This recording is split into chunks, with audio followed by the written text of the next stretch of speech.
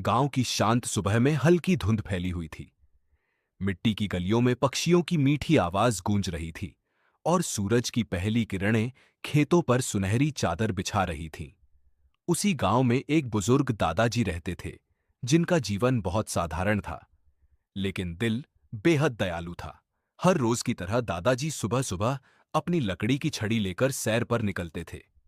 गांव के लोग उनका सम्मान करते थे, क्योंकि उन्होंने हमेशा दूसरों की मदद की थी। उनकी चाल धीमी थी, लेकिन चेहरे पर शांति और संतोष साफ दिखाई देता था। उस दिन आसमान कुछ अलग लग रहा था। हवा में एक अनजाना सुकून था और पेड़ों की पत्तियां धीरे धीरे झूम रही थीं। दादाजी खेतों के रास्ते से गुजरते हुए पुराने बरगद के पेड़ के पास पहुंचे।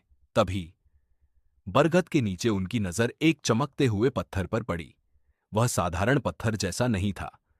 उसकी सतह से हल्की सुनहरी रोशनी निकल रही थी, जैसे उसमें कोई गहरा रहस्य छिपा हो। दादाजी ने कांपते हाथों से उस पत्थर को उठाया। जैसे ही वह उनकी हथेली में आया, उन्हें अपने शरीर में एक अजीब सी गर्माहट महसूस हुई।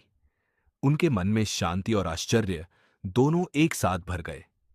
घर लौटते समय दादाजी बार बार उस पत्थर को देखते रहे।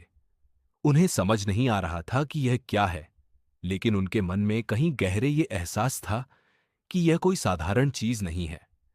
रात को जब दादाजी अपने छोटे से कमरे में बैठे थे, तभी पत्थर से हल्की रोशनी फैलने लगी। पूरा कमरा सुनहरे प्रकाश से नहा गया।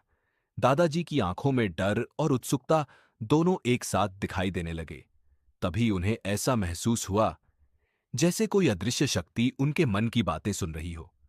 उनके दिल में जो पहली इच्छा उठी, वह थी कि उनके टूटे हुए घर की मरम्मत हो जाए।